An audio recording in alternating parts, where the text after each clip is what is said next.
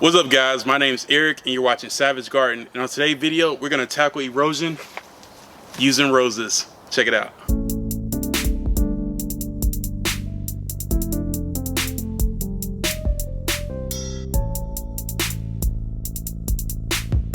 In the past, well, let me just break things down real quick and give you a little background. My house is built in a new development. It was built in 2013, and they pretty much built this on nothing but sand and rock. So yeah, that's not great for plants. Well, maybe some plants, but not the kind that I want to grow here.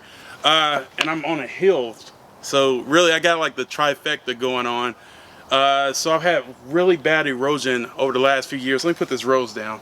Knockout roses, these are my favorite. They need almost no help. Once you put them in the ground, they're gonna grow and they're gonna be big, and they're gonna hopefully help us tackle the erosion we have today. But in the past, I've tried other plants. If you see to my left, I have this holly plant. It grew real big, but I tried to grow 3 of them, and the erosion was so bad it killed the other 2. I've put out, I don't know, so many barriers, but today we're gonna really get these knockout roses in. They grow big and strong, and hopefully they're gonna help slow down this erosion, and probably they can help one of your problems too if you have the same issue. So let's get into it. So when it comes to planting these knockout roses, you kind of need 3 things. Well, I only use 2 of those, but one would be gloves, because you're handling roses and roses have thorns. I don't plan on touching the roses too long, so I'm going to avoid that. The next thing you're going to need is shovels, obviously. And when you dig your hole, you want your hole to be around twice the size of the container it comes in. I picked these up from Home Depot. If you're military, they do give you a military discount, 10%, but they got some app you need to sign up with. It's worth it. This was $25. I bought 4 of them to try to tackle this corner and the opposite corner in my backyard. So I dug the hole. I placed in the bottom bone meal. So bone meal in the bottom. Hopefully that helps this gets off to a good start, because I do not need these dying before the summer is over. I really need this to work out for me. The next thing you do is you're gonna place these in a hole. I can see there's plenty of space in here, and I mix soil to backfill. Now this is just some of my potty mix that I had laying around already, and I mixed this with sand that was normally in the ground.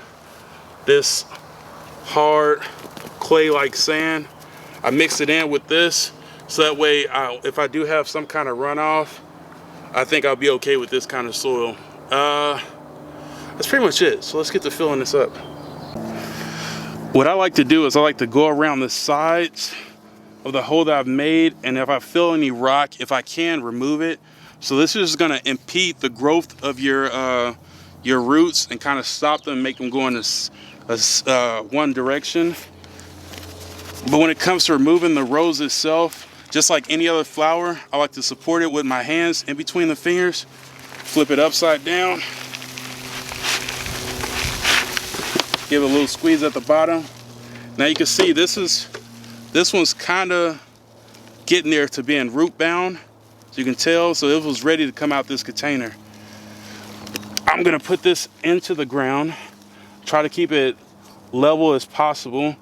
But when I fill it in, I'm gonna put in some of the dirt, and then I'm gonna pat it in. We're trying to get rid of whatever air pockets might be in here. So just fill and then pat it in and try to get it stable. We don't want to fill it up any higher than what's already in the bucket, because we can cause the plant to go in shock and to start rotting at the bottom. But you know, you guys knew that. You watched enough videos. All right, so when I'm done with this, I'm gonna really put a lot of water on it, try to get it watered in really good, so there's no chances of there being air pockets and causing root rot. But this is probably one of the most simple things you can do, is planting these developed roses. They're only $25 at Home Depot. You can probably go to Lowe's and get them for the same price. But this is one of the simplest things you can do in your garden to improve both the look and the drainage. And we're gonna meet you back up top because I am tired already. So we've already hydrated the soil. What we're doing now, after it compressed a little bit, is filling it up to the rest of the height so it matches the ground that it's on. Trying to make sure that the plant is still orientated straight up and down and not sideways, because my yard is sideways. But that's pretty much how you do it. I have 3 more to get in the ground. Guys, I hope you found some kind of tips from this. If you did, go ahead right now, like, subscribe, and follow me in the future. I have carrots I want to show you, so keep tuned for that, because they're doing great. And I love you guys. I'm Eric.